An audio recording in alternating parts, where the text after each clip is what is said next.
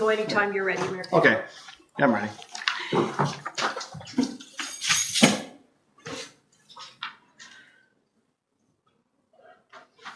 Yep. We're live? Okay. We're live. Good morning, everyone. Welcome to this meeting for Smith Falls for All for Thursday, October 10th, 2024. I'll open the meeting with our land acknowledgement. On October 10th, 2024, we acknowledge that the sacred land on which Smith Falls is now located has been a site of human activity for over 10,000 years and has rich and indigenous history. This land is the ancestral and unceded territory of the Algonquin Anishinaabe Nation. We're grateful to the Algonquin ancestors who cared for the land and water in order that we might meet here today. We're also grateful to the Algonquin people for their contribution in the making of the Rideau Canal, which runs through Smith Falls. We're mindful of broken covenants and the need to reconcile with all relations. Together, may we care for this land and each other, drawing on the strength of our mutual history of nation building through peace and friendship, and being mindful of generations to come. I'll call the meeting to order at 9:02 a.m. Ask for a motion for approval of the agenda. Moved by Janet, seconded by Nicole. All in favor? Carried. Thank you. And hope everyone had a chance to review the minutes from our last meeting. I need a motion for approval of the minutes I circulated. Ellie and Katie, all in favor? Thank you. Yep. And we're very pleased today to have Natalia Slodoroff here from the Smith Falls Community Food Bank, bring us an update and give some understanding of how things are going with the food bank. So welcome, Natalia. Thank you. Thanks for having me. So the floor is yours. Okay. So, I guess basically I had a few questions that were sent over to me from you guys. So what I've done is I've run a report. It's not going to be 100% accurate until we have our AGM at the end of the month. So the numbers I'm going to give you now are basically from, we'll say last October up until about end of August. So it's not going to be 100% accurate. But basically, so one of the questions was trends that we are seeing. The only trend we're seeing is our numbers are rising. That's really it. Years ago, historically, we would be seeing more, I'd say, single people and seniors, where now it's become bigger families with a lot of children, more seniors as well. So it's for up until, so from October 1st of last year up until I'll say August 30th, to date, we have seen over 10,000 clients. And the year, according to our numbers, hadn't ended yet. Within those visits, we have 505 new clients. We've never had that before. We've never had so many new people. So there's, and again, like the numbers are more, children has risen as well. It's not as much as last year, but we are seeing a lot of people also sort of moving in together. So you'll have maybe 3 households that are now under one household and they've become one big household. We're seeing different, so demographic wise, we're seeing people say two parents, 2 kids, both parents working full time, can't make ends meet. I'm sorry, I have a side by side here. One's like, so it's kind of throwing me off if I look weird, but so there is a lot of, and this will all be on our website. Once we have our AGM, we upload our report. So you can see all the actual numbers at the end of our AGM. But there is, you know, for when it comes to employment and such, you know, there's a few, and this isn't as, it can't, like, it's not as accurate because this is only updated every 3 months, people's type of employment, but there is quite a few that are now, you know, both parents working full time or multiple part-time jobs, and they can't make ends meet. So one of the questions we got was, how could you, I guess, assist? the best way is just advocating, I guess, for us, right? The need is there. We see it. We have lineups outside our doors. Before COVID, it was our most outrageous number of clients that we had in a month was, I think, 650 I think it was in a January we had that. We are now hitting about 900 to 950 clients a month. That is our average now. And it's climbing. Every year it's climbing. Our budget is dwindling. During COVID, every interview I gave, I had talked about that. Yes, right now things are quiet. We're in the eye of the storm, but it's going to hit, and it's going to hit hard. And it took 2 years, but it came. So where we went from maybe spending $60,000 in a year on food, because we had donations and so forth. In our last fiscal year, we spent over $200,000 on food alone. That doesn't include our operating costs, our rent, our water bills, and, all that other stuff. So we are projecting this year, it's going to be even higher. Donations are going down, costs are going up. So we need help. We need to be advocated for. All food banks do, it's not just us. So, if you have maybe some kind of events, just collecting maybe for the food bank, we hate having our hand out all the time. Well, our big Build a Mountain of Food campaign is coming up in November. So, that's our big one that, again, historically would carry us over until about April. Usually there's some things we would have to buy, obviously. But last year, for example, I think we got to mid-January and we were already spending, every week we spend between $3,000 to $5,000.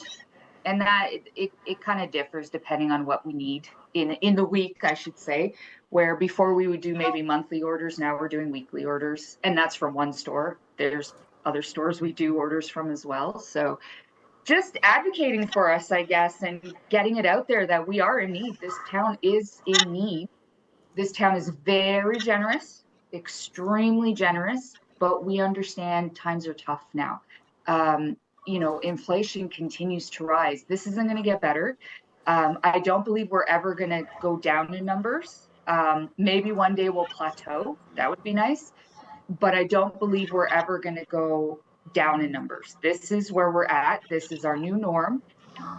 It's not getting any better. So that's really it. I just, I want people to know, maybe people that don't live on this side of the town, don't see the food bank, don't see what's happening here, to understand that there is a need here. Across Canada, there's a need, but we're worried about our community, our neighbors. So just getting the word out there, really, that's what we really can ask for. That's the biggest thing. I don't know if there's any questions, any specifics anyone wants to know. I have a question. Yes, Janet? Have you thought about changing the way that the food bank works, sort of like Perth does it on a point system? So there's Right. kind of less food waste because people are getting what they want, not what you're giving. So there's less getting thrown out. It might be an option to think about. And we've thought about this option. If you haven't been in our building, it's hard to explain, but our physical setup it doesn't allow for that to happen. When you look at the building, it looks like we're throughout the entire bottom of the building. We're not. We have a small area up front, and then we have 2 rooms in the back where we kind of store stuff and pack stuff. If we were in a different location, that would probably be, more feasible. Here, it's not. But yes, we have pre-made hampers, but we do also we'll cater as much as we can to people. So, people will say, and allergies, for example, gluten allergies and stuff as well. We do what we can. So if someone's allergic to, say, fish, they can't have tuna, we'll have canned chicken to give them. People they won't use the pasta, so they'll get more soups maybe. We cater as much as we can to people's needs with what we have. Independent has actually started giving us a lot of sort of pre-made meals that they freeze for us. So that's become another extra we're able to hand out to people. So that includes like different meats, there's different pastas, like all kinds of salads, different kind of stuff, cheeses that we're able to give out now as well. So that sort of helps. But basically, to answer your question, here in our location, it's just not possible. Okay, thank you.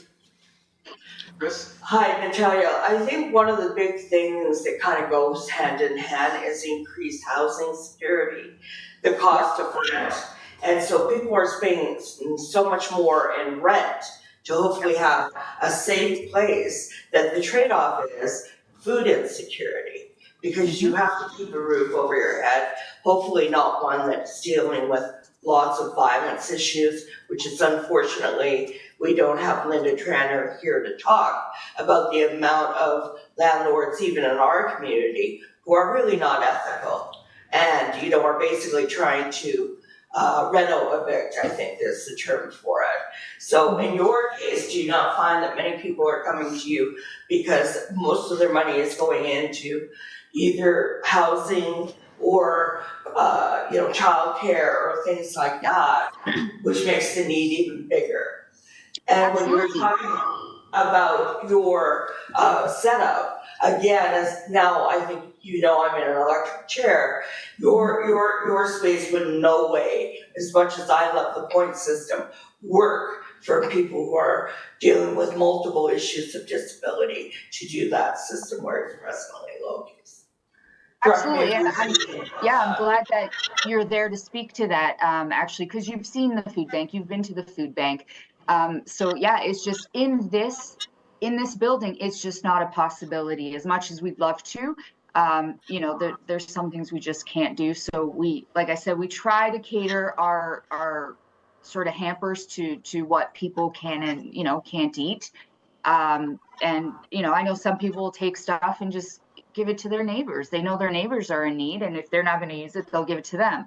As long as it's not going in the garbage, we don't care, as long as someone's eating it, right? But and you're right, rent is a huge thing. Same with cost in food, or bills, like water goes up, your heat goes up, especially in the cold months now.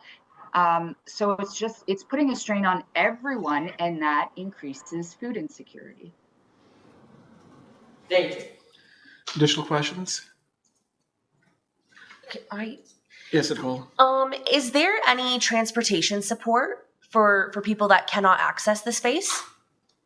So we don't have delivery, but we have partnered with Lanark Transportation. So for $2, you have to book an appointment, but they will bring you to the food bank, they'll wait for you, and then they bring you back home. So we do, if clients ask about that, we give them the number. There is also, the client doesn't have to come in themselves. They can send a worker, a family member, a neighbor, anybody. That we do have some where other people come for them. A neighbor will come for them even. So, but to delivery ourselves here at the food bank, no, we don't have it.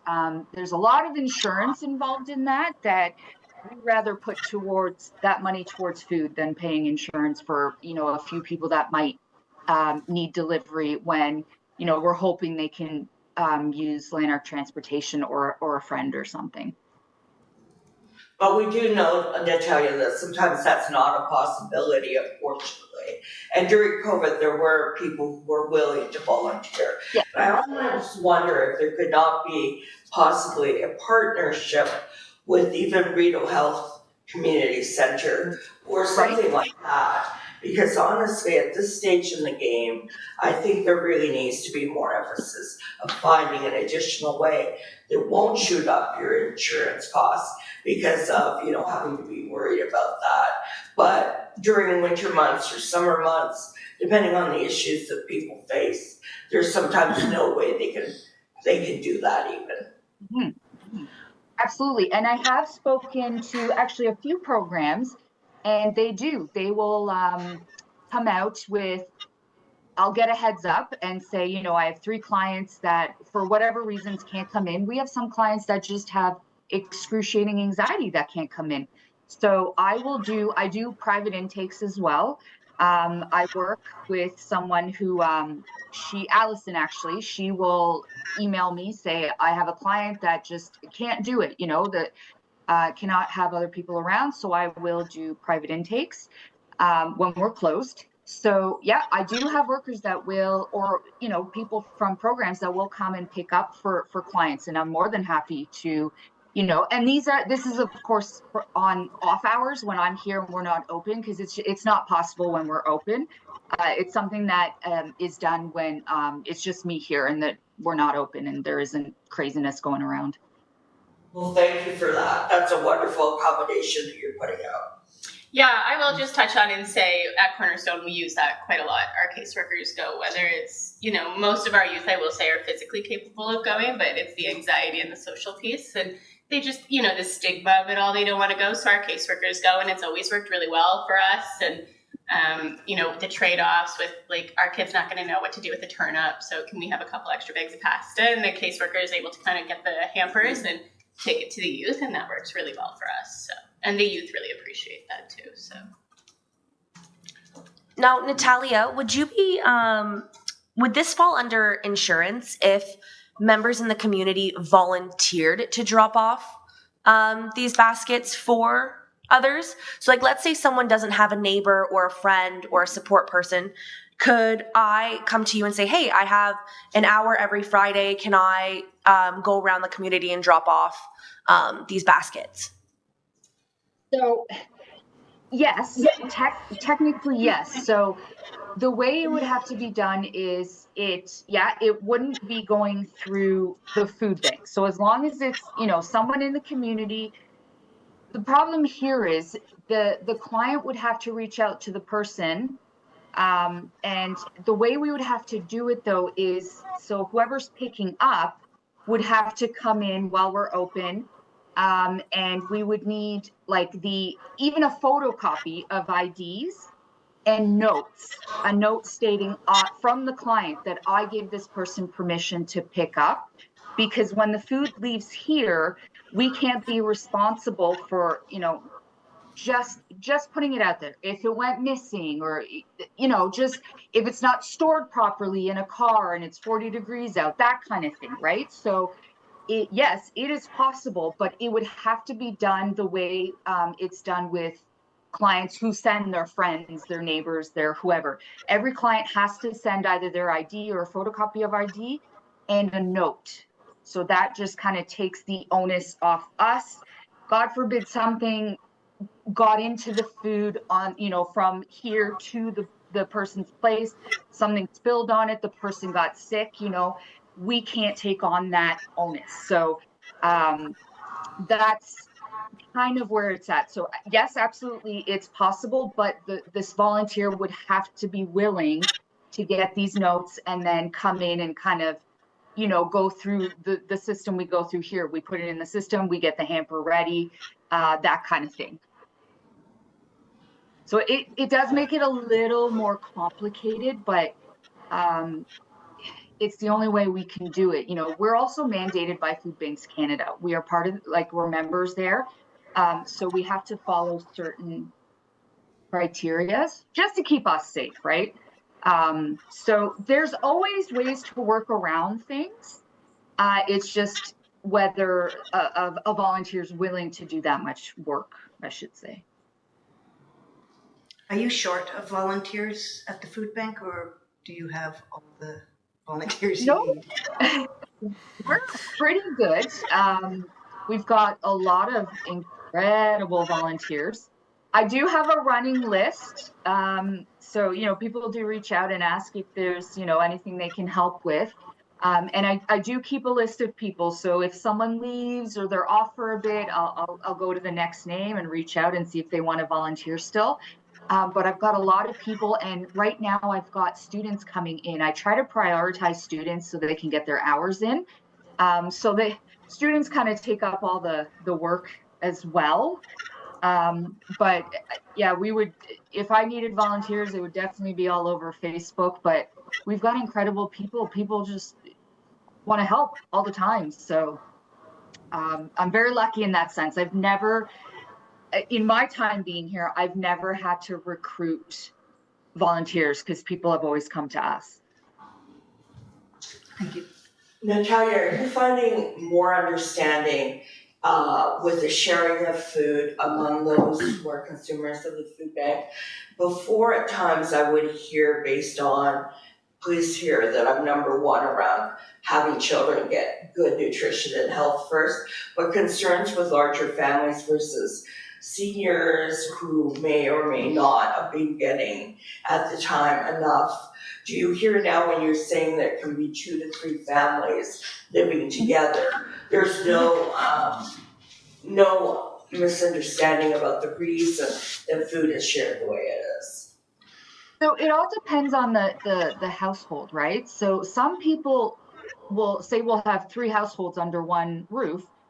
Sometimes they live together. Sometimes they're like, well, we have this part of the house, we have that part of the house. So people get their separate hampers, right? So they're not put into, let's say, one big family. It's still, separate hampers for people. So it all depends on their actual living situation. Right, but you don't hear any misunderstanding. There is hopefully all members being very grateful and supportive of the fact that every family who has a certain number of children or extended family is receiving what they need, and a couple is going to get equally what they would be entitled to, right? Absolutely. That's great. Natalia, thank you for sharing the LTA information. I think a lot of people may not be aware of that, and that really eliminates a barrier for people who can't get there or don't have the ability to even take a hamper and carry it across town if they haven't got a transportation. So thank you for mentioning that. County Council last night at Community Services Committee, we had a report on homelessness, an update, and it's growing. The numbers, the last numbers, it was August.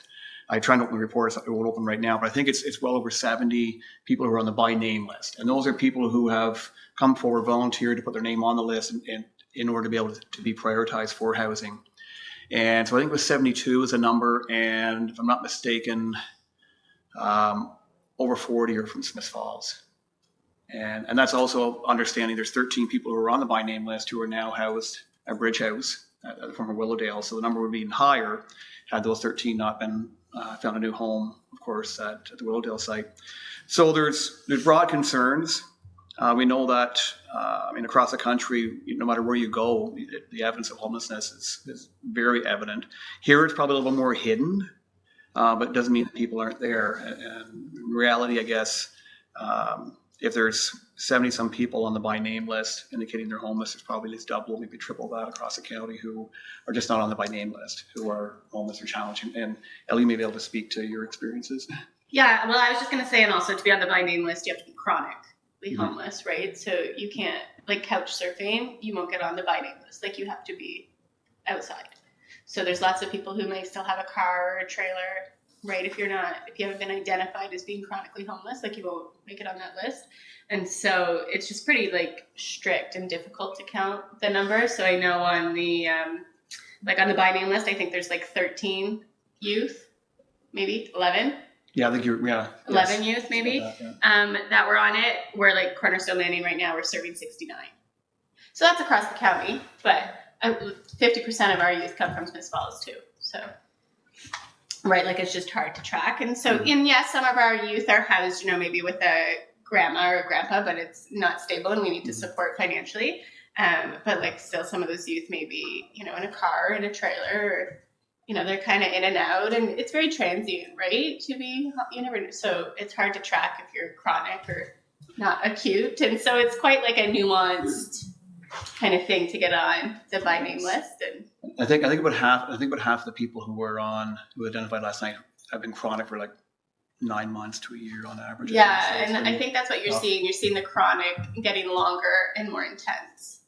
And we know that if you are chronically homeless as a youth, the likelihood of being chronically homeless as an adult is way worse. And so all those pieces kind of come into it. Also, I think with the by name list, you have to self-identify as being, like, we work with youth all the time who say they're not homeless.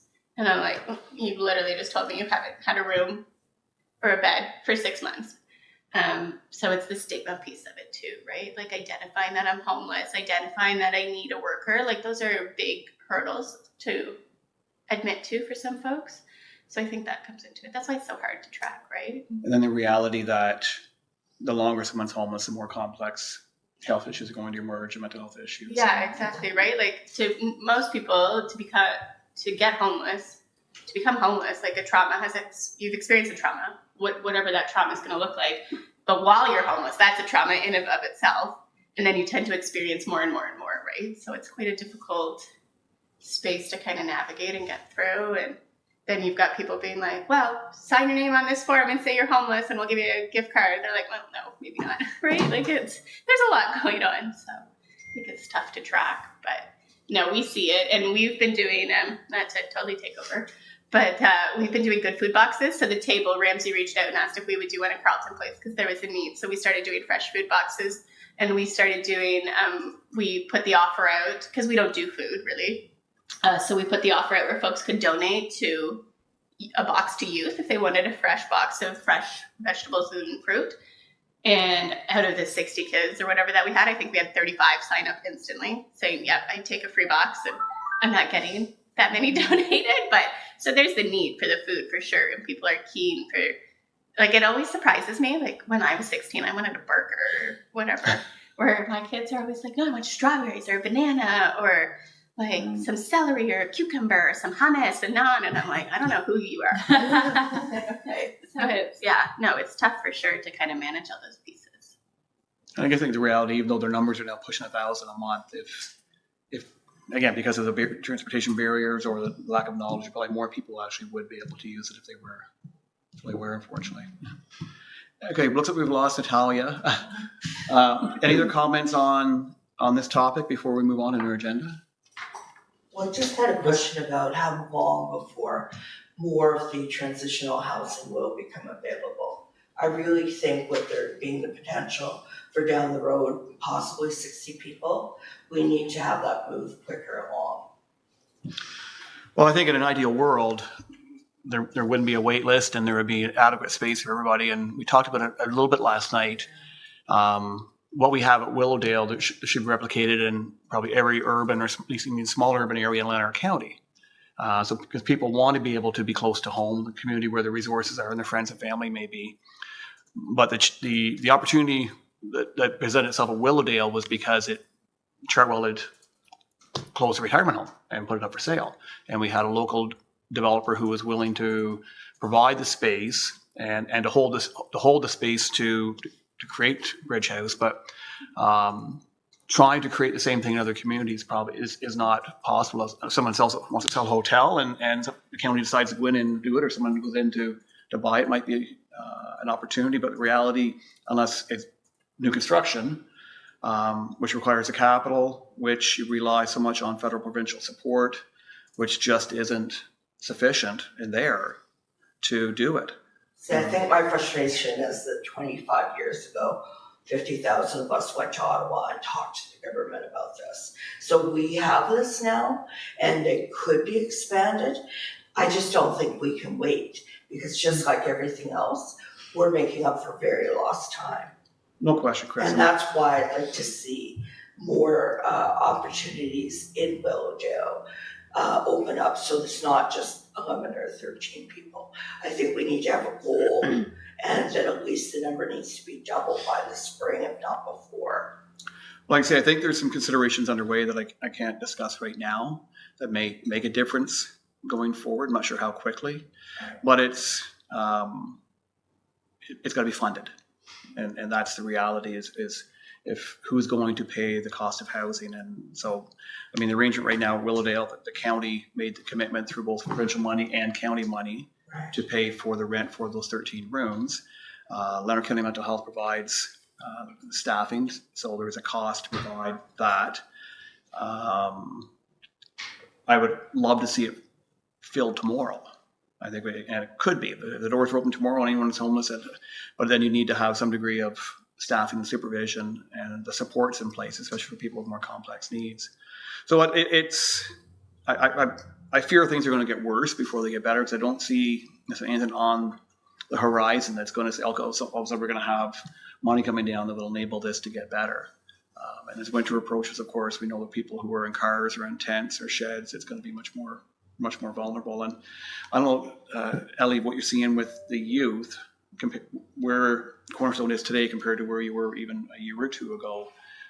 Is it the needs growing, and is it getting more difficult to find places to?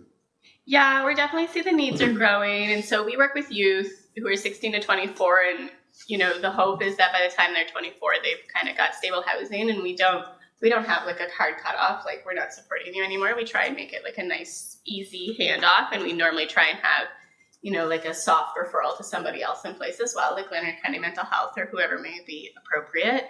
But we're definitely seeing not only an increase in new referrals, but like an increase in the carryover clients as well.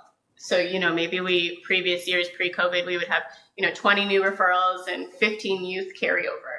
And so starting, you know, so that year we would have, say, 60 youth, that may be. We're seeing a high number of referrals, but a high number of carryover youth as well. So we're having to support youth longer than what we previously maybe have had to do, just because it's harder to find that housing. You know, our rent supplements, we provide rent supplements to our youth, but we cap out at $2,000 a month. So that's about 10 youth we can serve. We do about $200 per youth. I mean, give or take, some youth only need that $50. And again, when they're coming around to the age of 24, 25, we start trying to lower it down. So they're getting prepared to, you know, go at it on their own without us, or whatever those next supports might be. We connect them with the by name list and those kinds of things as well. But yeah, really, it's just, you know, the intensity of it, right? It's not just your kids who, you know, maybe came from Family and Child Services or came from lower poverty homes, right? It's, you know, kids are like, I can't stay with my mom. Like, my mom physically cannot afford to keep me. Or I was staying with my grandma, but grandma cannot physically afford to keep me. Grandma says I can sleep on her couch, but like, she can't feed me. She can't get me to school. Like, right? So we're having to help in those situations a lot more as well. Which for us is what we like. Like, we like to keep youth with their natural supports, right? And keep them with where they want to be. And, you know, everyone needs a mentor. So we think that's really great. And so, you know, that's something that we're always willing to do and we want to do. And that makes our job easier too, right? If youth can stay with grandma and you just need like gift cards for Independent or Walmart, great. We don't have to go find housing. Like, finding housing is impossible.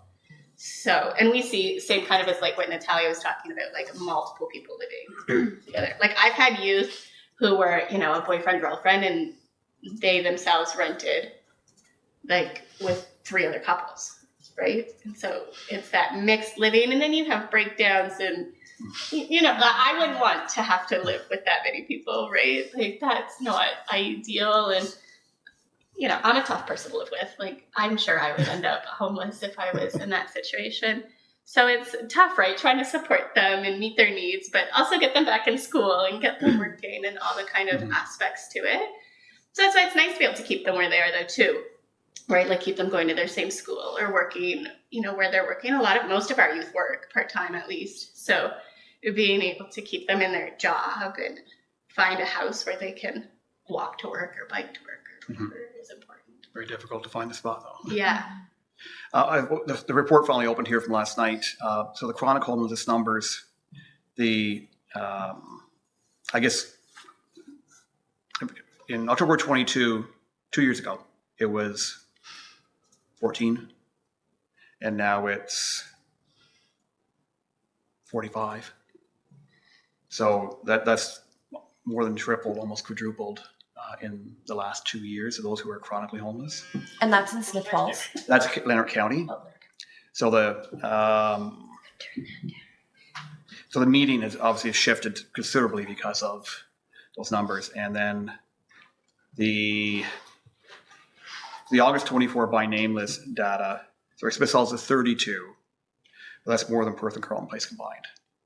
There are 31 combined. The average length of time homeless is 8 months, and the length of time homeless in the last 3 years is 13 months, again, and 17 of those 32 being chronic. So it really speaks to, even when they do sometimes get housed temporarily, it's not always sustainable, especially if there's needs for supports and the supports aren't there. And breakdowns from an age standpoint, 10 or 65 plus. They're not counting the youth. Well, youth 16 to 25 or 11, just on the by name list. And as Ellie said, there's a lot more than that who are temporarily housed or precariously housed. And the reasons for homelessness, the biggest by far is family or relationship breakdown, followed by eviction. So I guess with Chris's point, right? If you don't mind, Sean, I know that we were hoping to have someone speak to that. I almost feel like we maybe need to go find someone else because she may be so busy trying to prevent eviction that she can't come. But this rental eviction and lying of landlords is really bad because you know what? If it breaks your health down, you can't find it. Then you lose your home, and if you don't find another one, you're adding to that list. And there's a lot of it happening in Smith Falls. Well, of course, and if you lose that home, the affordability factor, you're not going to find anything you can afford. But there are some homes that shouldn't really be for anyone because they're not safe in the first place. It's sort of like past things in our town that we have tried to make sure that there was access, but then the bigger picture was the cost was very severe emotionally. So of those who are homeless, a lot of couch surfing, a number who are unsheltered, quite a few staying in a hotel, but that's obviously not sustainable. Cabins, vehicles, even 13 people in vehicles.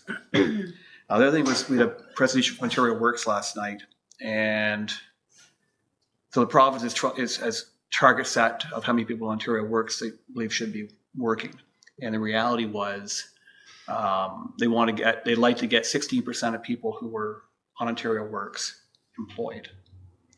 The trade-off of that is that they acknowledge that 84% of people on Ontario Works may not be employable. So essentially they're waiting for ODSP. And so that's the last resort. They're getting their, $711 or whatever it is a month, which hasn't changed in about 5 or 6 years, while they're trying to get to ODSP, which at least pays more, almost double that now, I guess. But the reality is they're being held there, even though the province truly acknowledges that the vast majority of them are not likely going to be able to work. And sadly, rooms can be up to $800 even a year. Like, it's obnoxious. And it's basically greed. And that's got to stop. Okay. So thanks, Chris, and everyone. We spent a lot of time on this topic, and we could spend all day on this topic. And it's one of our pillars, 2 of our pillars, I guess, combined there. So just Mayor, may I Yes, may I Mitra. just ask a question before we move to the next item? I didn't spend my youth years here in Canada, so I don't know. Just for my own information, do they receive any type of financial support? The youth. So let Ali answer that because she's the most familiar with. Do you mean like just youth in general? In general, do they receive any financial support? No. So for example, I have a child, so I get the Canadian Child Benefit.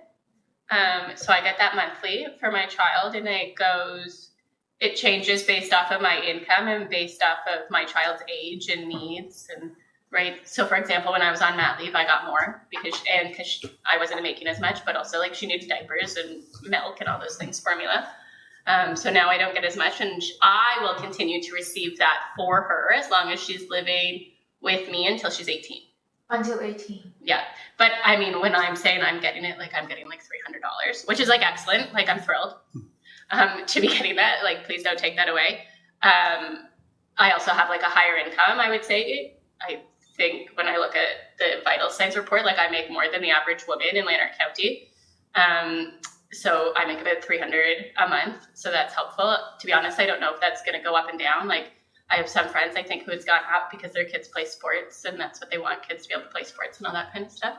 And then, but for youth who are homeless, so at the age of 16, they can access OW, or if they were part of Family and Child Services, they can access a VISA, which is a Voluntary Youth Service Agreement.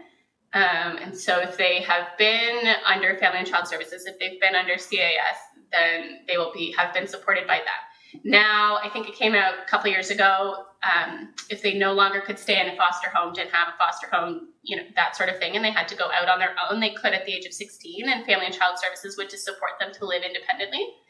And then it bridges into, and so that's about, these are rough numbers, I don't know them exactly off the top of my head, but it's about $1,800 a month. But then it goes down. So that's like 16, 17. When you turn 18, you get like 15. When you turn 19, you get, I don't know, say 800, et cetera, until I think 22 or 24. So for us, if we have youth, and especially if they've been involved with Family and Child Services or they've had previous experiences with Family and Child Services, we always recommend to sign up for that. Just because they get more funds, right? As opposed to Ontario Works, which is only $733. Now, a lot of youth will choose not to do that though, because it does involve an investigation. And so and to go on Ontario Works, you also will go through an investigation, but it's not as intense. So if you're 16, 17, and you're like, it's not safe for me to live at home, I need to go on Ontario Works to get some financial assistance, your caseworker will call home and say, hey, can Bobby Sue move home? If parent says yes, you don't get access to Ontario Works. Now, that has happened in the case where a parent says yes, but it's still very unsafe and very clearly unsafe for that child to go home. So then, a caseworker, a guidance counselor, a teacher can step in and offer support.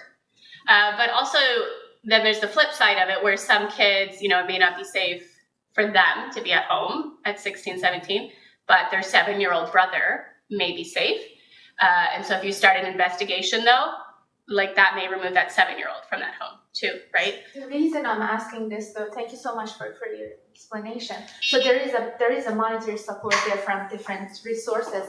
Is that if we have the system in our community that they reach out to the willing members of the community to get there, read the contract, sign the contract, and they pay them like $800. They said they're going to increase it slightly for the month of September for the international students.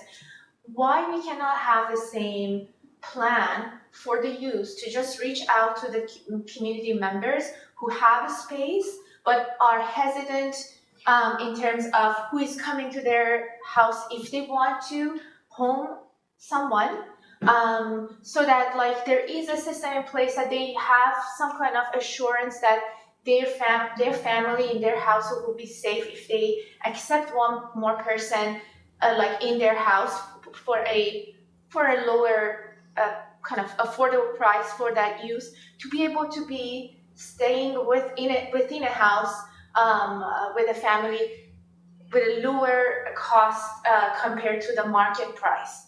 Because we do that for the international students. Why we cannot do that for the youth here? We do, sometimes we do, and I will say, our caseworkers, have really great relationships with a lot of landlords and with a lot of property managers and with some, family folk and community members, and so, because we are able to provide kind of that assurance, right? Each youth has a caseworker, and so that caseworker is working to ensure that they are able to maintain that home and make sure, there's no noise disturbances or whichever, there's no disruptions, and also kind of supports that guaranteed rent support, right? So we do have that kind of happen. I think in most cases, though, when it comes to community and family, international students are coming and they're going to school and they have a bit more routine and they have a bit more of those expectations of what they're doing, and they're looking for somebody to, maybe make them a breakfast, and then off to school they go, and then come home from school and a dinner, and they're playing sports and whatnot. Where the youth that we are working with, right, they've been bounced around a lot. A lot of them have been abused in, different homes and different settings. I would say 95% of them have been. So they're not going in. They haven't had that kind of family, you know, wake up, have breakfast, go to school, come home. And so they don't know how to expect that. They don't know how to, you know, maybe that's not what they're looking for. And so we've had that happen before where a youth has moved in with a family member and it's worked really well, like a community member, and it's worked really well. And we've had it where it hasn't worked well because the youth aren't looking for a parent. They're not really looking for someone to take care of them. They're looking to rent a room. No, to just that portion, the housing, because if you're talking about the lack of housing, especially for the youth, because they don't have a job per se, if there is that monetary resource from the government or the county or municipality, so they can be homed within the community. I'm sure there are lots of houses, they have the space, but they do not feel comfortable. If there is a system in place that somebody is monitoring just for the youth to have a place to live, but with a lower cost, versus themselves going around finding and renting a place. Just an idea. And if people want to call us up and say, hey, we got a room for $500, great.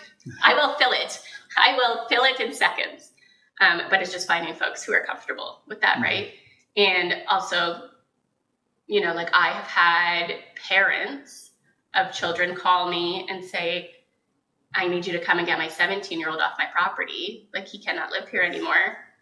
And it's like, well, I cannot come and remove your, like, I'm not in the business of evictions, but also I physically am not going to come and remove somebody, right? And so that happens. Like, I'm not in the business of evictions. I'm not in the business of making people homeless.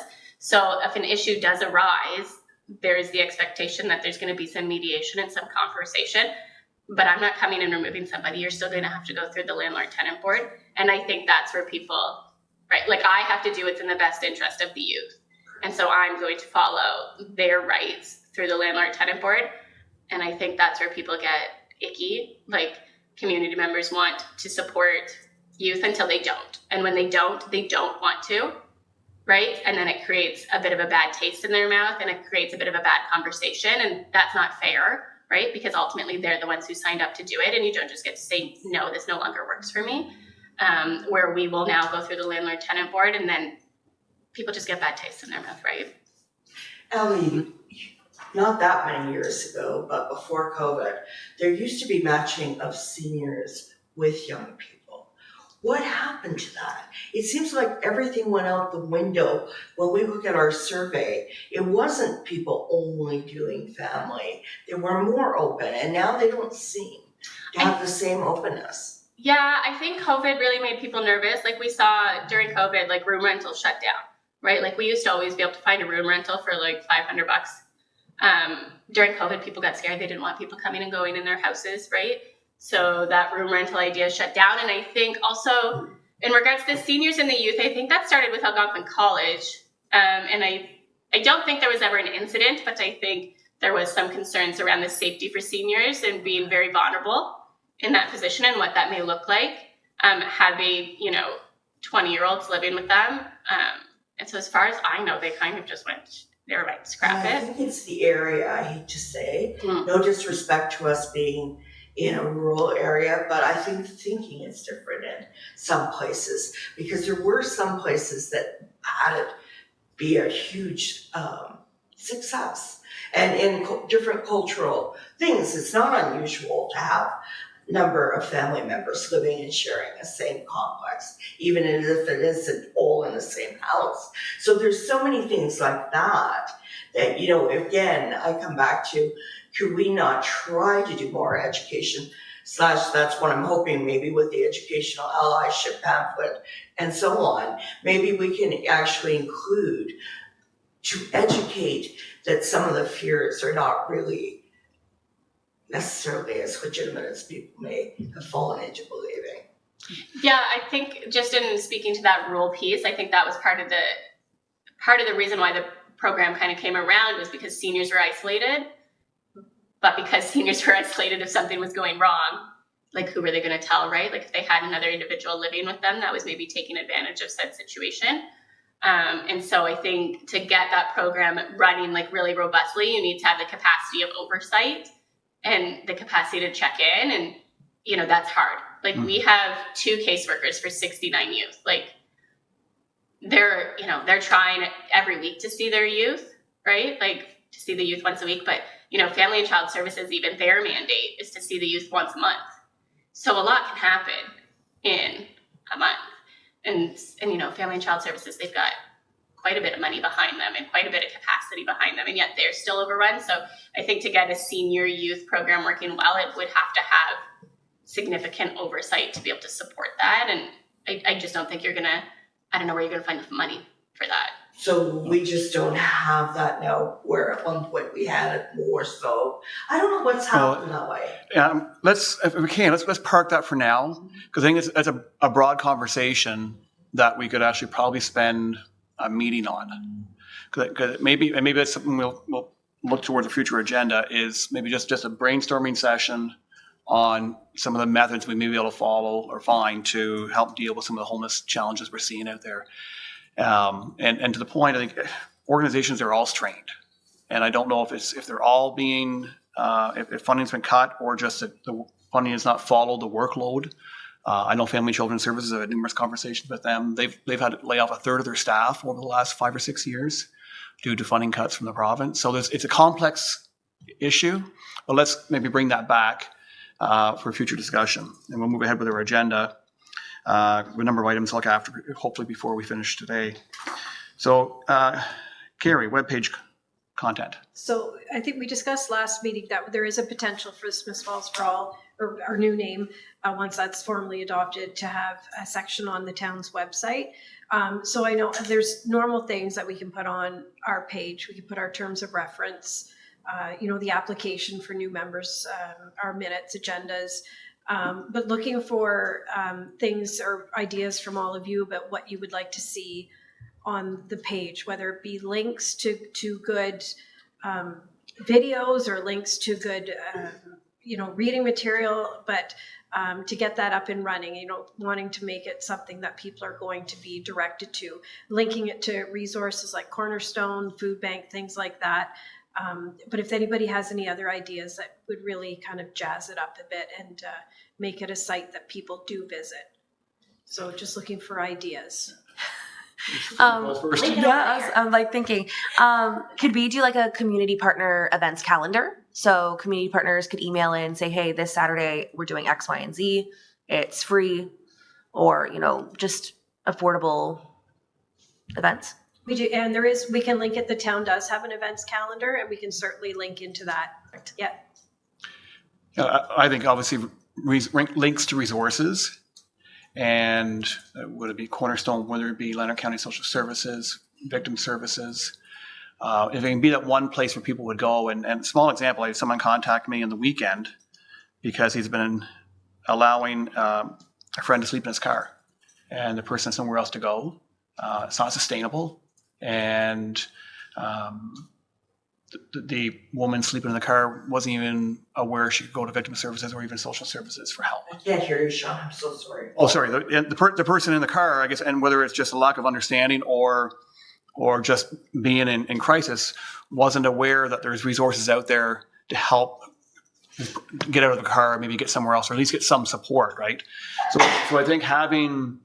If we can build a page which is full of resources and links, it can become maybe that one landing page at people who are dealing with poverty, people dealing with homelessness, all the various challenges people are facing, that we speak to our pillars.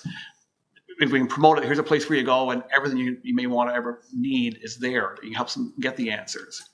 Would certainly be what I would love to see on there. Okay.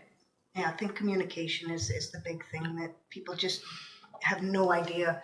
Have a link to their rights as a tenant is a big one. So that could go, click on this if you need housing issues, then click here and here's all the resources that you need. And or you're having food issues, here's where you can get some free meals, the food bank hours and things like that. I think just real communication is important. Nicole did a really good one for Big Brothers Big Sisters. If you're looking for it. Also, kind of to build on that, if we could have like a visual of all of the food resources accessible with the times open. So not only just a resource page of, okay, here are all the phone numbers, but if we actually had a visual like Sunday to Saturday calendar with who was open when, so that families know where to go to. And I'd like to hear an auditory reader, because I noticed that there's different font size. I went to look at it yesterday by chance, just to see what I could do with it. But honestly, I can get the Timmins newspaper to read to me. There absolutely should be a feature that I could get the town's webpage to read to me, or others who maybe English is not their first language, maybe reading is not their strength, hearing is better, or the opposite for both, right? A great point, Chris. I guess it's a matter of trying to put ourselves into the shoes of the people who may be looking, Right. and how do we accommodate them in the best way possible. But I cannot imagine it could be that cost effective. And if we've gotten as far as having the actual ability to adjust font wise, there is that other piece that visual is not, it is excellent for many, many people, but that actually having something talk to you when you're in the state of panic could help you. And recognizing that most people will simply be accessing on a phone. Yes, right. So the limitations of trying to see something that's on a small screen. Yeah. Other thoughts? Everybody knows how to reach me, so if you get a brainwave in the middle of the night. Well, I think that everyone, if everyone just, contact Carrie with resources you think that should be on there, links that should be on there. Over the next one that Chris brought up would be linking to that workshop we had with Linda Tranter. Yeah. It would be wonderful. That was really still very relevant, right? And I think it's a matter of ensuring, this is beyond my understanding, but when someone Googles homeless in Smith Falls or where do I get help, or we want to make sure that the algorithms are going to link to this page and make sure that it comes up as something to And there are great resource. programs for the homeless, but you know what? The description's just not, I think, thorough enough. Pardon? I think when people become homeless and they have the posters in the hospitals saying, reach out to this number, I don't think it's really thorough enough to include what's included, what they can get. They do mention food cards, but they don't mention how the eligibility fits. Like, I think all those things are important to have. And little things, I think it's also address or locations. Maybe it's a map of the town, because everyone's going to be on foot in most cases. So people may not know where social services is. May not know a phone number for victim services. It's not knowing where. So it's trying to make things easy, I guess, essentially. That's a great Okay. idea. Just to confirm, these resources, you want them specific to Smith Falls if they are, but if they're at a county level, like some might only be at a county level, do you want those sent? I think anything that, even if it's not physically located in Smith Falls, but something that's available to Smith Falls residents. And I mean, this is for everybody. If this could help somebody in Montague or Beckwith, I don't think it needs to be. I think the mapping and stuff would be specific to Smith Falls, but if we can link to any resource that'll help somebody, I don't know why we wouldn't do it. Yeah. Carrie, I can send you, there was just sent through a social service coalition, a Lanark County resource manual. I'm just looking at it right now. Yeah. My phone, that's why I was like, it's on my phone. Right So now. it's Lanark County wide, but there are some that are specific to Smith Falls that we can send your way if Yeah, that would be. Can you fantastic. get me a hard copy of that, please? I'd love to. Yeah, and it's all like, it goes by topics like mental health, Yes. emotions, food, housing. So yeah, it might be helpful. Yeah, absolutely. Yeah. Thank you. I wonder if even the possibility of having printed copies accessible here for community members. So Of they that can document? come pick them up here. Yeah, like the manual, because I know that printing can be a limitation to some families. So actually having physical copies here that we can say, hey, if you need this manual, stop on in. It's free. You can pick it up and. When you go to the town, like the Queen's Massey building in Ottawa, there are all sorts of brochures that they have put there that it's there available to the people who visit, Yeah. just to pick up.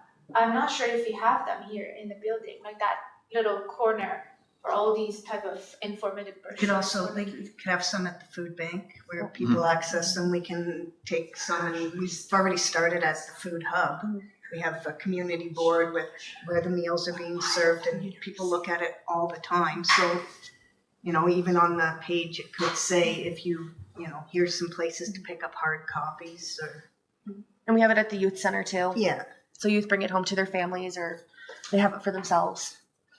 And no disrespect, we're all, I guess, in a way, allies out there, and we should know so that we can tell people, because we've got lots of people coming to us in one way or another. So I think that's gonna make a huge difference if the committee is willing to actively ally out in the community, which we all do in our own ways when we're out there, because different people will talk to different ones of us. Mayor, I have brought this before to the meeting. Is kind of related to this, but not quite completely. Is that I asked about the possibility of installing a billboard in Smith Falls somewhere, you know, pretty visible from any direction.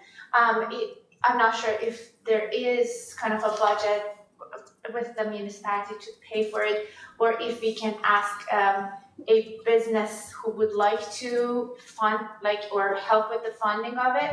So, like daily, if there is a construction, if there is a road closure, it can keep being updated about what's happening in the town. If there is an upcoming event, it could also mention, and in the times that there is no, like, let's say, current public news, it can show all those informations, you know, kind of in a circle about, like, food bank, whatever is emergency that people may need, they can come and go. And also, you know, how it can make money for itself. The businesses can, you know, the logos can come up and then they can pay for it as well. So it's, I feel like we really need one, maybe close to the gas station right here at the corner, so that it has view from all the directions and it can be kept updated all the time. Well, I think there's been some internal discussions about that, because we're looking at signage in front of Town Hall. So maybe if Karen, you can check with Stephanie to see where that's at and see if that's part of what's being considered. And in respect, I think we need to go to council and get a budget for this committee, because these types of things do come up, and these could be things we could be behind promoting. But that itself would come from a community services budget anyway. So that's something we would say it's part of the signages. Well, we don't have any, and I know I was looking for a few things for National Truth and Reconciliation. We don't have any money. I have that on the agenda. Budget. Pardon? I have that on the agenda. Okay. I guess you've got that up for coming up. Yeah, it's coming up in a couple more items. If we got the billboard as well, we could get businesses to sponsor, so they could have their, you know, they pay a small amount and they can have their company on it for the month or something like that, and businesses might The be. banks too. Yeah. Whichever business. Different you know, businesses, can put they might be better with just, you know, a small amount for a month, but it would still help, Some of the cost. yeah, some of the cost, and it would get their business out there as well. So Carrie will look into that and bring it back. Number 2, Allyship pamphlet. So I'll just do a quick intro, but this is Chris's item. So last meeting, Chris did a delegation and brought up the development of an allyship pamphlet, and there was no clear objections to that. I think everybody was on board with that.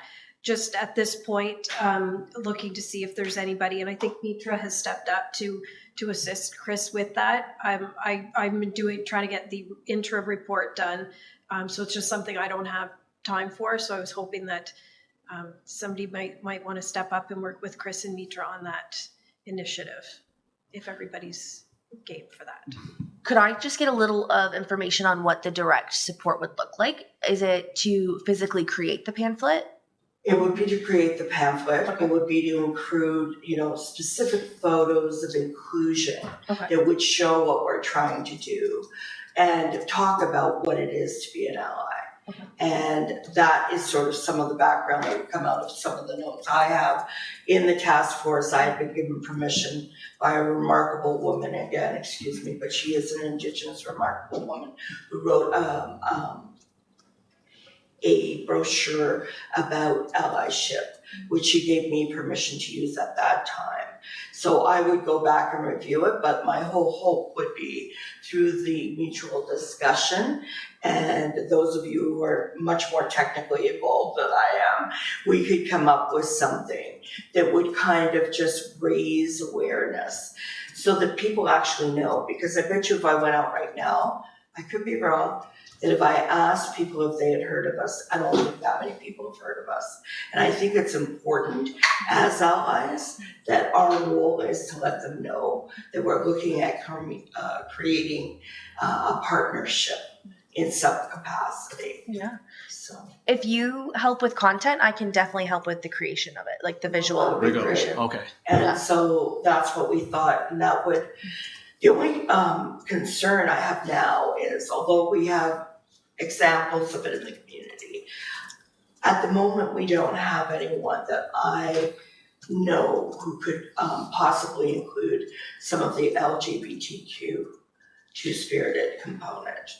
I think that that's one that's missing. We do have the ability to, address issues as allyship, walking with Indigenous community members, seniors, newcomers, but we want to make sure that everybody is somewhat included in that pathway. Persons with disabilities. So some of them are covered, right, in one or two people, but that's what I'd like us to do. And then the part about food security, like you were talking about, Jen, I think that should go in there too. It won't be as good as the billboard, but it'll be something for us to at least get the message out that if you need help, you can contact so-and-so. Now, whether or not anybody on the committee wants to offer, who has the expertise, to be a contact to support somebody who is nervous or afraid or has never used one of these, meals like the Hub. I would say that would be wonderful if that could happen. And then we could have a few names to make it more personal as well. But this is just my thought. Everybody would have to discuss this. Okay, so let's leave it to the three of you to work on this and then bring it back to the committee for review and consideration. Yeah. Okay, thank you. Carrie, updating council biannual report. Sure.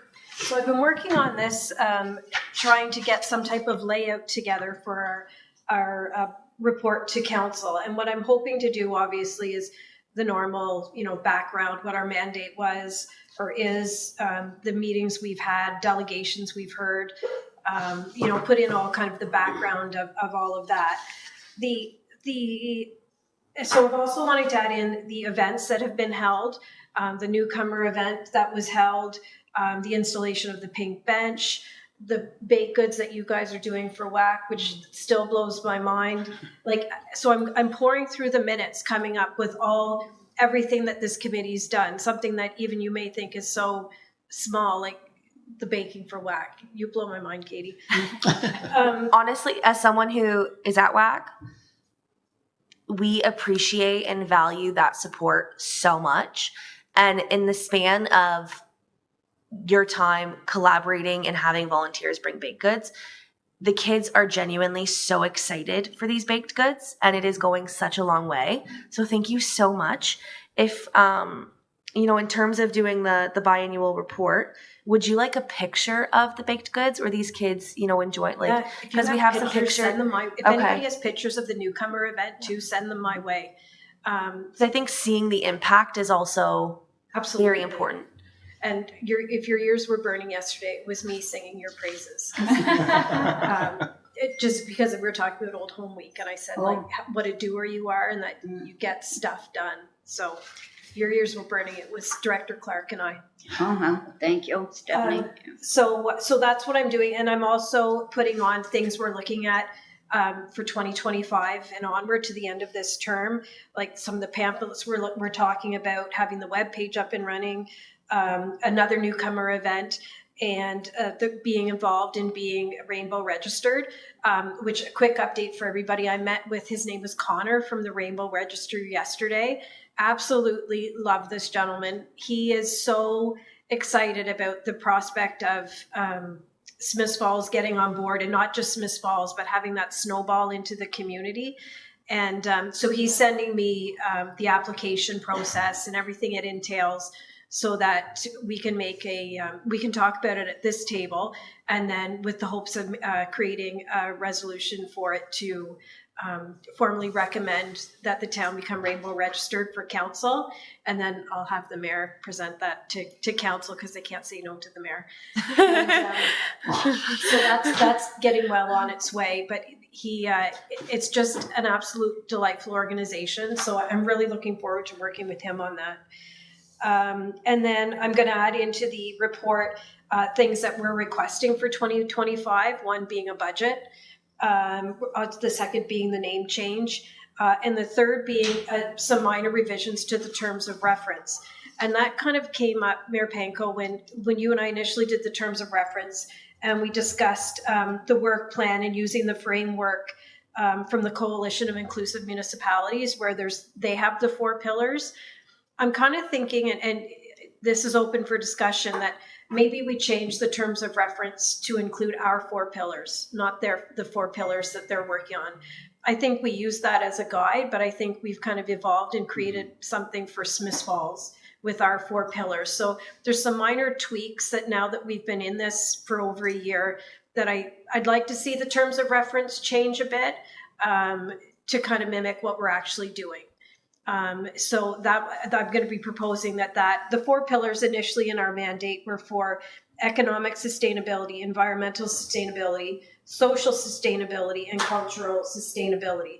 I don't feel that our 4 pillars are far from that. I think our 4 pillars are more specific to what this group is doing. So that's kind of where I am with the report. I've done the outline and pouring through the minutes right now to make sure I've got everything. But if anybody has any pictures of any events or anything that they can send, that would be wonderful. And I'm hoping to have the draft up here for you guys to see by the next meeting. And if I can have all the pictures and stuff incorporated, that would be great. I do have some pictures of the newcomer event. Oh, you do? Yes. Great. Yes. And also the video, if That would be wonderful. for sure. I think Kathy Botham was there as well and probably captured. So yeah, I just want to add a lot of visuals so that they can see the involvement of the community and the involvement of this group. I think that's right, she did, because I remember seeing some. So I'll go through her Facebook and see if I can snag some of those. Okay. So anyway, if anybody has any other ideas, but that's kind of how I want to form it.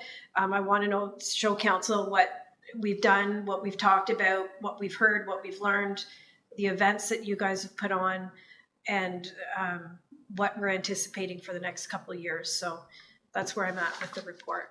Okay, excellent. And along with that, Mayor, sorry, go ahead. Oh, I have a copy of the Medicine Wheel Garden, taking a photograph that I think Jack. That'd be great. That we were talking about when we do the events, and if they go well and we see that there's a welcoming, part in the community regarding the events or the activities that we do, we put them on the calendar as per annual recurring event. Can we have back to the webpage, can we also have a calendar with upcoming events so that people know which day, if we can plan far behind, that like which day, which months we are going to have this event, so that people know what's going to happen throughout the year. So that would be great. Chris, do you have anything else to add there? Well, I've given a number of events to Carrie as far as some of the other Indigenous events that happen throughout the year. But what I was thinking is the town calendar that the town develops, is there any reason we couldn't start incorporating it with the town calendar? Well, that's the keeper of the calendar sort of tries to feature all the things that are happening in town that are Because appropriate. like, for example, September 30th does not change. Yeah. May 5th, Redress Day does not change. So like things like that. And it would just be a matter of finding a date, possibly for the newcomers. Yeah, so we can certainly promote it through the town's calendar. Okay, 2025 budget. Back to you, Carrie. Okay, just give me 2 seconds. Okay. Just adding that about the upcoming dates. because that will also give us a frame in terms of planning for the upcoming events. When we know that exactly on this day we are expecting this event to happen, then we start, may as well, again, subcommittees for that to start it, so that we are not rushing, just like last time it was a little bit tough. And there are a couple of exceptions, like the powwow. We will make that decision on the first or second weekend of June. This could be a weekend because that might be more accessible to And we everybody. don't So it could be overlap the either. first or second week of whatever that would be, you know? The powwow committee has been meeting, well, met once, I guess, in September. So they'll probably have the date selected by early November anyway. And if we put it in the calendar in the future, we have to stick to it, which is what we're called to do, right? Yeah. Okay. Budget? Budget. So we're coming up on our 2025 budget time already. So looking for, it has been brought up in the past that this group probably should have a budget. We for 2024, we've kind of begged, borrowed, and stole from the mayor's PR budget. So Very small. so looking to maybe have our own line in the budget for 2025. And I know it's kind of difficult because we haven't planned that far out, but looking at, the newcomer event and things like that, I'm thinking that it probably wouldn't be a bad thing if we put a number forward to council to debate or approve for this group for 2025. So just I'm throwing that out there. I don't know what everything is going to hold, but if we do put a number forward, we do have to be able to validate that number. We can't just pick a number out of the sky. But so I think we need to start thinking about what we want to do for 2025, so we can put a number on it, so that we have that money set in stone. And I think like National Truth and Reconciliation or insured, because flags give out. One of the flags that was carried at this event actually had the right side on the one side and the upside down of the flag, which we can never have, on the back of one of the flags. So that should never be, because that's very offensive to see a flag hit. And I saw it. I was with some Indigenous members of the community who had come to the event. So I said something, and then, it is not okay. A flag has to look a certain way. It can't be torn up, can't be, like that. So Well, I think Yeah, so just to that there's already, I'm not sure why that happened, but that event is already ingrained within the town's activities, and the budget should already be there for replacing the flags every year. So I'm not sure what happened. But would it not be easier for it to fall within our committee if we are including all members of our community? That's what I'm thinking. Well, like if town staff plan it and organize it, so it came out of the task force going back a number of years ago, right? So I don't know if we need to actually bring it back here for anything further. It's more a matter of ensuring that department has the money each year to make sure the flags are current to the current year. If things change, T-shirts are also current, as they tend to change every year. Making sure we have money for speakers if necessary. So that's something, Carrie, you can speak with that when it comes to budget, check in with that department to make sure that is there money in the budget for that. I have concerns about it staying where it is. Pardon? I'll leave it at that. I have Okay. concerns about it staying where it is. Yeah, so events do, like an event like the powwow or things like that do fall under a different department. I think for this, regarding this request, would be specific to this group regarding the newcomer event. Like that's something that this group put on that didn't fall under, a different department. So it's more about the events we're going to put on, or, if we're going to tack on to another event. But yeah, this group wouldn't be budgeting for a big event like the powwow or anything like that. That would be separate. But yeah, I will follow up with staff to make sure that there is the proper money for what's needed for What next the year. newcomer event, the bottom line bill was for that? Do we know offhand, or?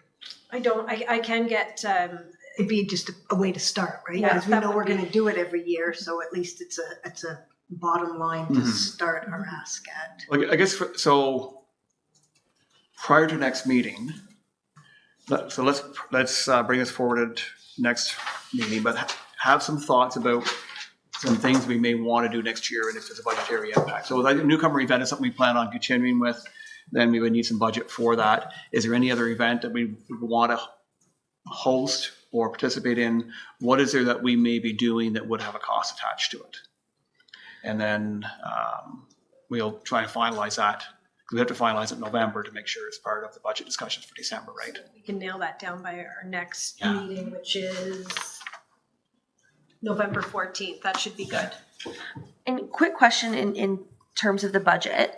When we're looking at events like the newcomers event, and we're looking at where money is allocated, is that including town employees for helping with setup, or is that a separate? So this is just materials and space and all that good stuff. Okay.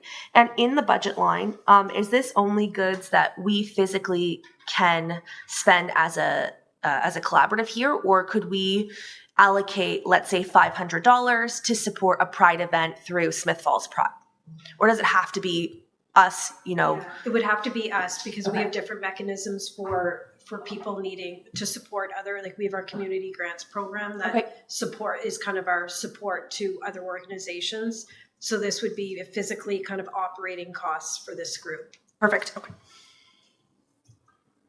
Can I add one point? Mitra? So yeah, along with what you just mentioned, Mayor, I believe that we need to just sit and come up with what we're going to do for the calendar of the next year, 2025, and based on that, we can kind of create a budget around those the events that are going to happen under our group.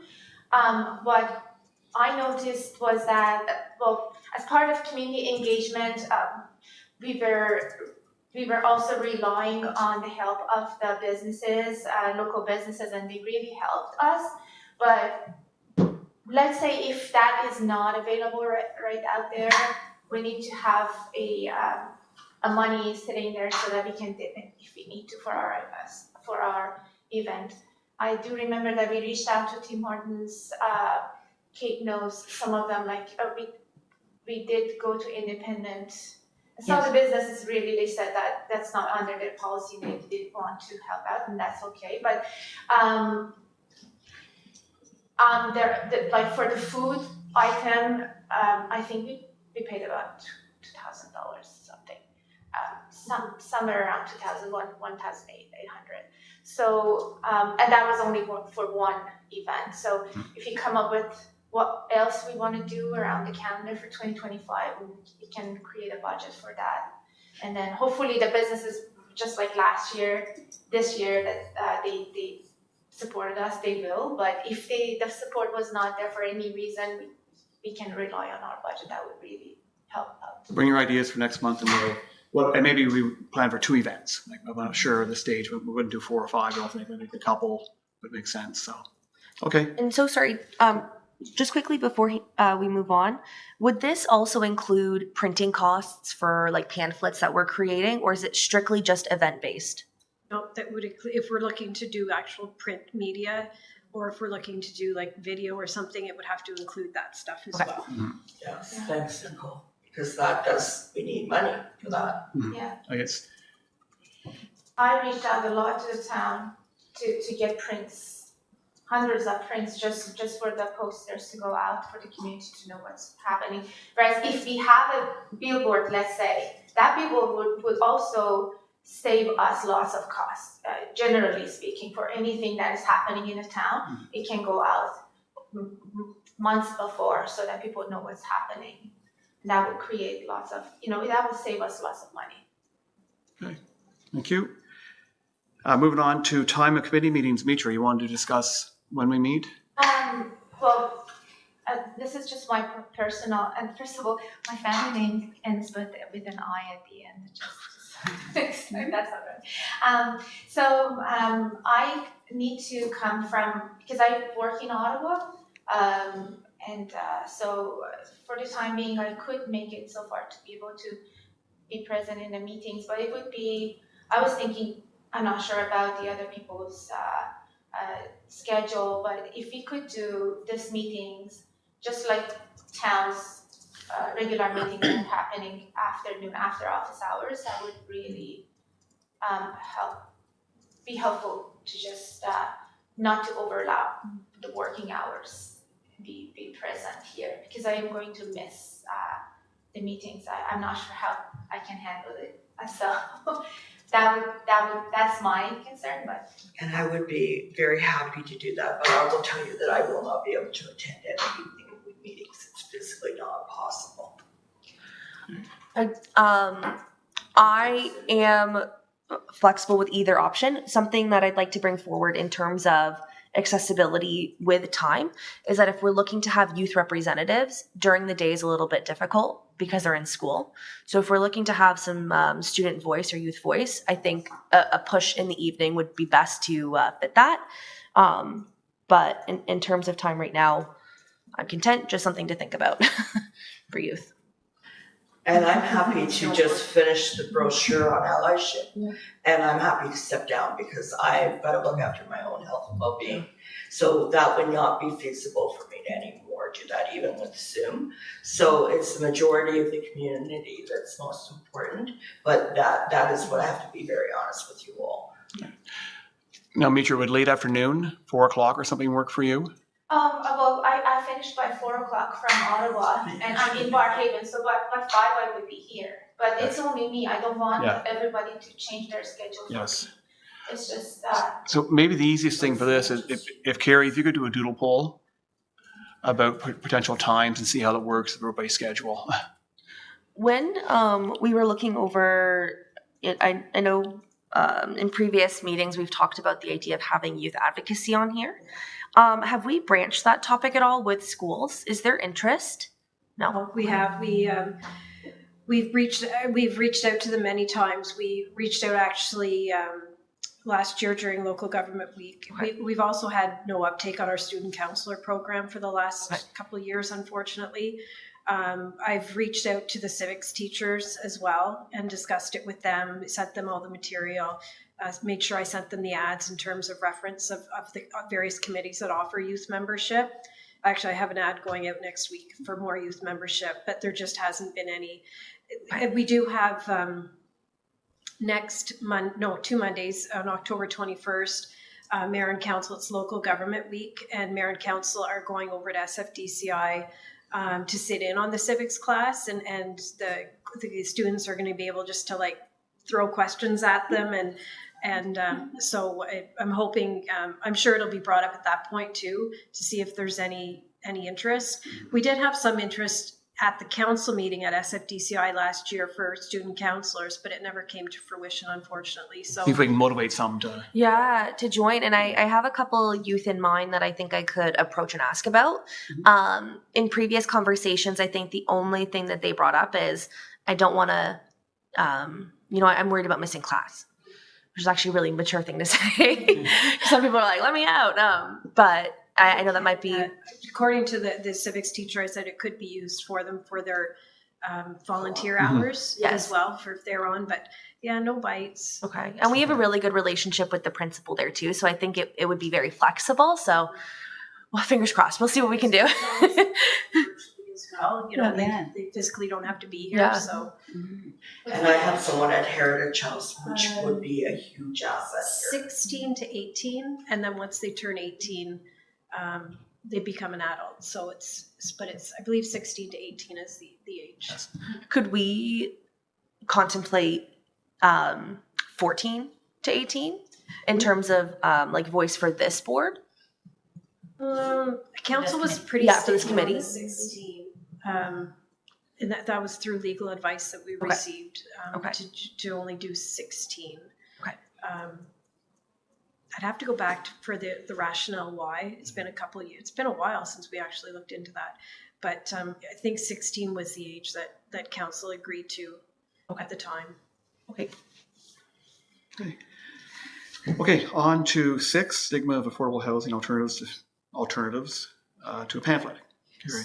So I had been working on this, and I kind of put a hold on it because if you Google this, you're going to blow up. There's so much out here regarding a stigma and the whole NIMBY, train of thought. So I went and discussed it with Manager Crowder, and she said it would just be another pamphlet that, there's so many out there. She mentioned about, and I don't know how we would go about this, but she thought a video of perhaps of it truly in action and what the mentality is in Smiths Falls instead of a pamphlet would speak more than a pamphlet would if there was an actual video, interviewing people about housing and the whole, having affordable housing in the area and everything, that would be better. I do see some hiccups with that because I don't know how many people would want to speak openly with, on camera, especially if they did have a certain mindset about homelessness. And so I don't know. I'm kind of at a standstill. I don't know. I don't want to reinvent the wheel because if you were to Google this on your phone right now, you're going to come up with 1,000 different things to read. And so I don't want ours just to become yet another thing that's going to be searched in Google. And yet I do see, I don't know how well a video would speak volumes. I just don't know what the uptake on people participating in it would be. Ellie? I just wanted to say Lanark County just did a YIMBY video. Did they? They haven't launched it yet. I think it's supposed to launch. I just checked their website because today's World Homeless Day.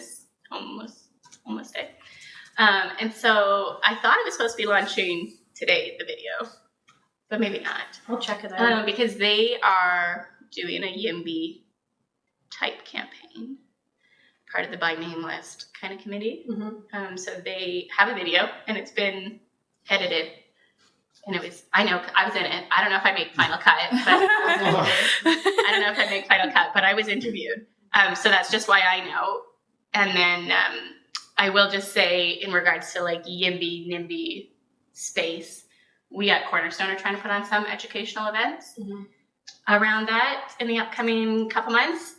And we are asking for some funds from the by name list because I happen to know they have some funds from YIMBY campaigns and educational events. So that's just an idea if this group wants to do something specifically in Smiths Falls.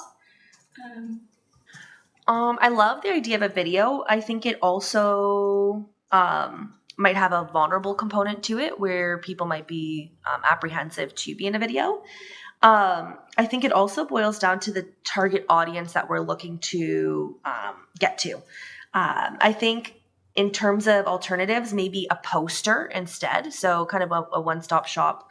And seeing if we could put it in the schools and local spaces. Because I think there's a lot of not only affordable housing alternatives, but just in general about homelessness and what it means to be unhoused. And we're seeing that, as Ellie mentioned, younger and younger. So having that accessible to schools, I think would be really important. Like a little educational spiel at the school. Yeah. And even if like people were like available to speak, but they don't want per se for their faces to be seen, it can just be blurred. Still you can hear what the person is saying. As long as there's a consent form that they can, sign that they're willing to participate in this video. And if they don't want to be, it can also be off camera as well. So you'd have the face to face, but more on the person doing the interview, but hearing the person that's being interviewed, they might be more apt to do that. I think video is powerful, very relevant. Testimonials can really help people understand the realities that people are facing. And I guess we have to consider, what are we trying to accomplish here? Like, what is the audience? And I think really the audience is people who may have the misconception or the bias that when you have affordable housing or you have ranking income housing, you have problems, right? And we know when word first emerged about Bridge House at Willowdale, there was no pre-announcement. So when the word came out from the county level, there was a lot of apprehension from the community, a lot of pushback from the community, a lot of misunderstanding about what it actually meant, and a lot of fear from the neighborhood. And I guess fear is relevant when you're here, when you have, I guess, a preconceived notion of what this may be. And all of a sudden you're fearing that you're going to have problems in your neighborhood. The reality is there's been people living there since July, and there's been no impact on the neighboring community, and things have been very good. Doesn't mean there won't be an issue can arise from time to time, especially if it ends up being more people living in that environment. But I think it's trying to help create some degree of, I think, compassion and understanding with people that everybody deserves a dignified place to live. And the fact that some people may have some challenges from time to time with mental health or in crisis or addiction, these things, it doesn't mean they don't deserve a dignified place to live.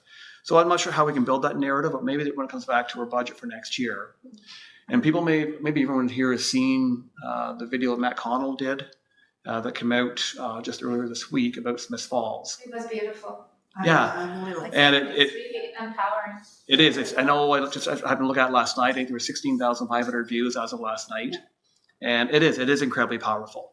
So things like that can get shared and promoted. So if we would want to think about doing a video, I think it would be potentially very effective and a better method of getting the message out than a physical piece of paper that people may not see and certainly cannot share. Is that what he does? Is he a videographer? He does a lot of things, but that's one of the things he does. Yeah.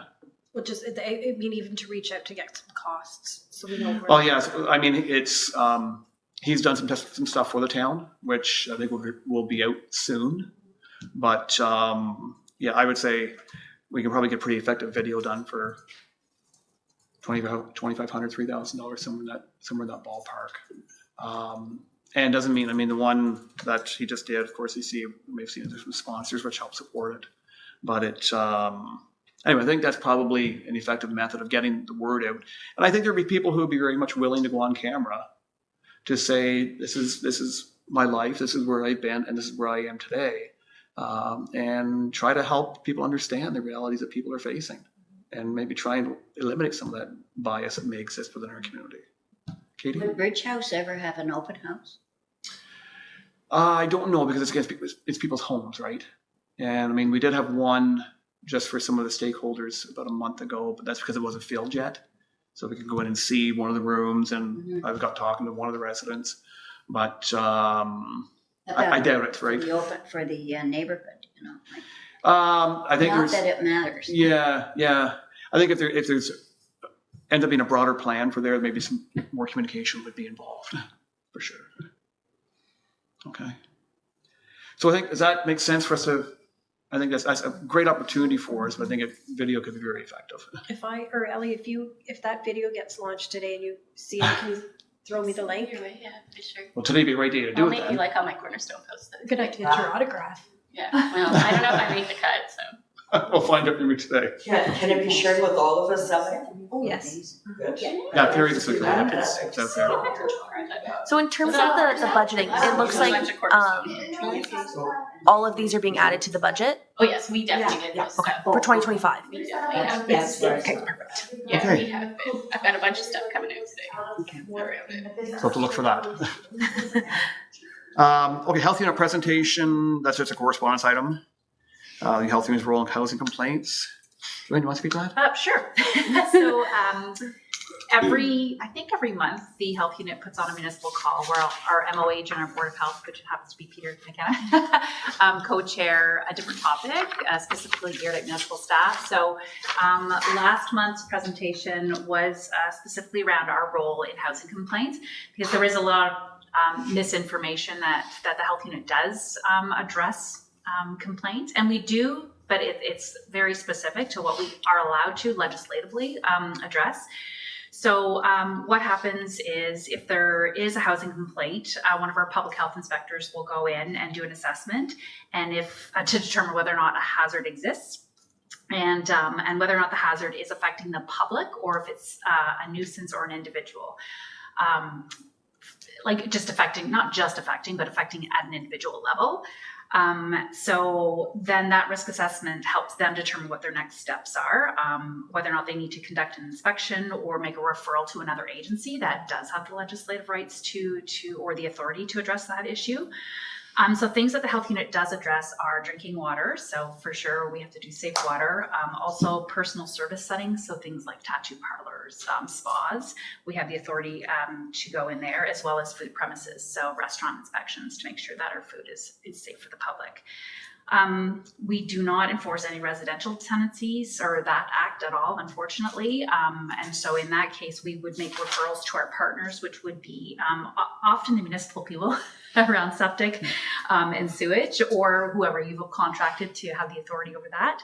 And in terms of animals or pets, again, we go back to the municipal bylaw or refer to an animal welfare agency. If it's a concern around fire, then we would refer back to the local fire department. And if it's maintenance issues, we would refer to the local municipal landlord or the tenant board of Ontario. And so really the purpose of that call is just to let our municipal partners know that where we have a right to go and where we don't have a right to go, but that we don't just not answer the call. We will definitely make referrals, hopefully to the right place. And if it's not, hopefully with our partners, we'll figure out where to refer people. So that's what that municipal call was about. Was there anything else, Carrie, that you wanted me to? No. Okay. Any questions about that? I'm not a public health inspector, but if you do have specific questions regarding that, you can send them to me and I can get you in contact with the public health inspector. That's their area of expertise. So there's people like for landlords that refuse to take care of their property? Yeah, unfortunately, that's a maintenance issue that we don't have any authority. Like we don't have authority to go into someone's house Right. unless there's a hazard. Pardon me? Like mold. Mold, again, an inspector would go in and do that hazard assessment, but it would likely be referred to another party to actually deal with. Municipal bylaw staff could be involved from a property standard standpoint. Already out there. And fire, and if there's a fire code issues, obviously our fire inspector would be able to go in and. And that's up to the tenants to report issues if their landlords are not taking care of. Right. So Yeah, through more that. information that maybe we need to also get out that here's Exactly. where they call. Yes. If their landlord refuses to take care of things, that would be something that would be good on the web. Yeah, that's where bylaw staff have been able to help numerous times. Because some people don't know who to Who to call. go, yeah, and they it's feel like they just- don't have any rights. And Exactly. yeah. The landlord has refused to, get rid of the cockroaches or whatever. Mm-hmm. And I can't afford to pay a company, so where do I go from here? So Are these presentations public or only internal? They're only internal, they're sent to our municipal partners, but they are on our web page, so you can access them. We have a municipal and staff partners section on our web page, so I can send that link to Carrie. The actual invite to attend just goes out to Amazing, perfect. our partners, but I'll send you the link. That might be something I good to didn't put on the print it out with website. agenda, but I'll send it via email out separately to everybody. Okay. This presentation. I just didn't print it with the agenda. Okay. Well, thanks, everyone. We have items for future meetings, as indicated here. Just want to mention, as it relates to number 11A, the Police Service Board, I'm a chair of the Police Service Board, and all the police service had to complete the what's called thematic training or DEI training by September 30th. So I think everybody has now completed that training, and it's extensive. It was an online course put on by the ministry, and it's probably 8 to 9 hours. So it was very comprehensive. So for those wondering, every member of police service and board have had that training, which is very encouraging. And I've got, I sit in the hospital board as well, and I have training I got to get done this afternoon on the same topic. So just show the institutions out there, they're ensuring that they are getting the appropriate training. So the hospital board, as for the board, but I believe it's all staff as well at the hospital who've been through it. So it's encouraging to know that some of this stuff has been developed now.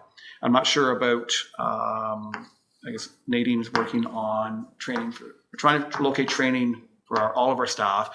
The one for the police service board was really focused on policing, so it wouldn't be appropriate for our staff, but there must be other things out there It's actually, it was my discussion yesterday with Connor from Rainbow Registry was quite enlightening, because once we're starting down that path and once we become registered, there's many doors that open to us for training.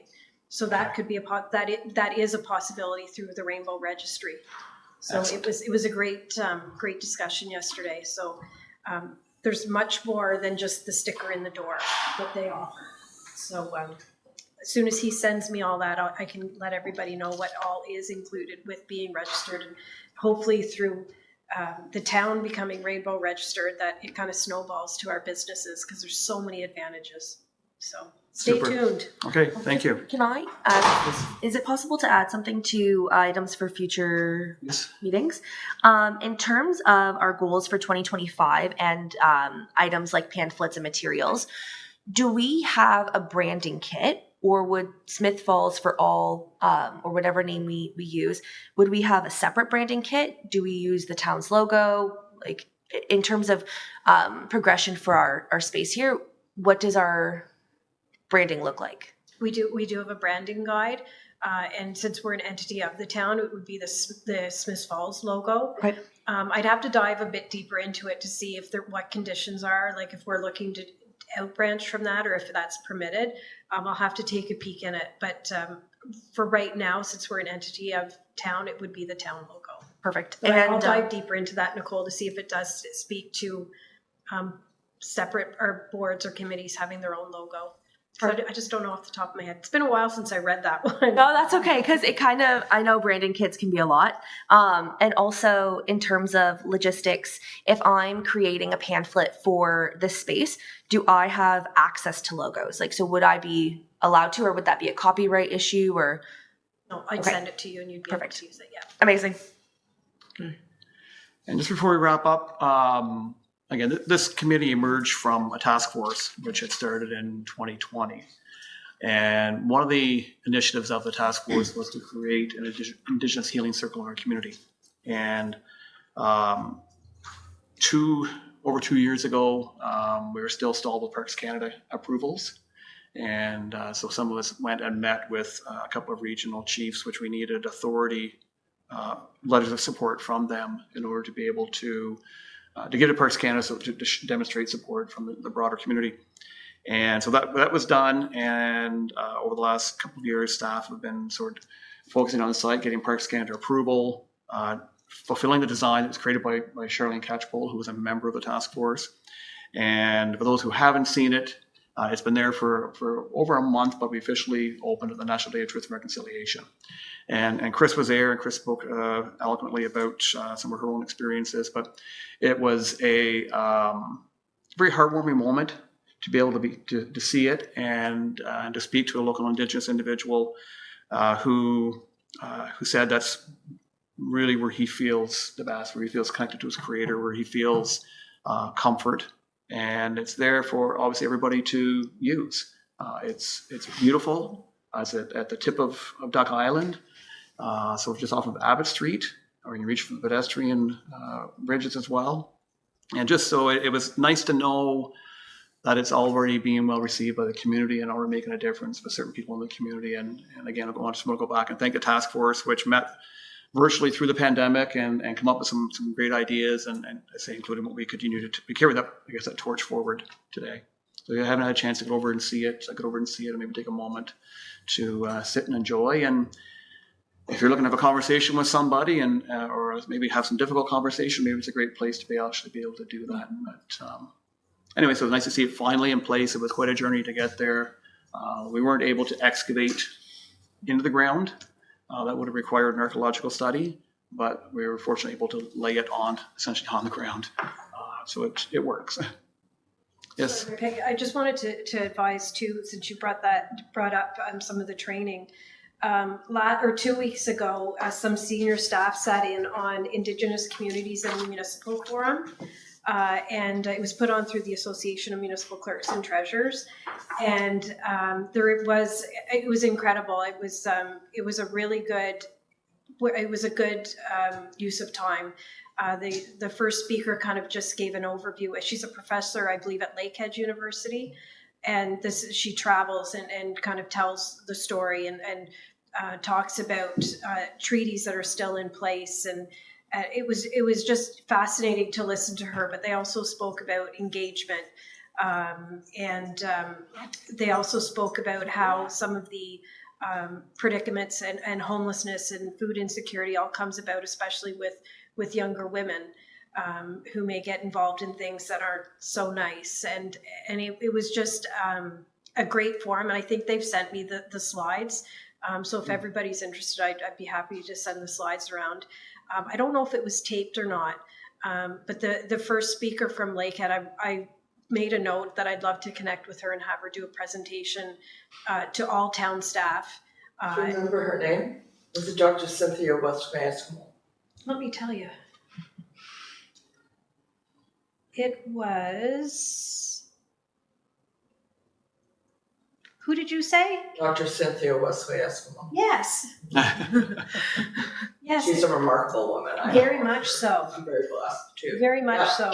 She's very good. Yeah, and they did one on empowering Indigenous youth, the 4 ships to Indigenous engagement, how to strengthen our municipality's commitment to Indigenous reconciliation, and that's something Stephanie's working on. Anyway, it was a great use of time that day. It was a great learning experience for all of us. So I'll go back and see if I have those slides, and I'll send them out to everybody. But yeah, she was incredible. She's mesmerizing, that lady. So if I can, I will get her here. Thank you. That would be wonderful. And just on that training idea, the University of Alberta has an Indigenous Studies program. I did it probably 2 or 3 years ago, I guess now. It's online. It's if you want, you can pay for it, and you get a certificate for it, or you can simply do it for free. At least that's the way it was back then.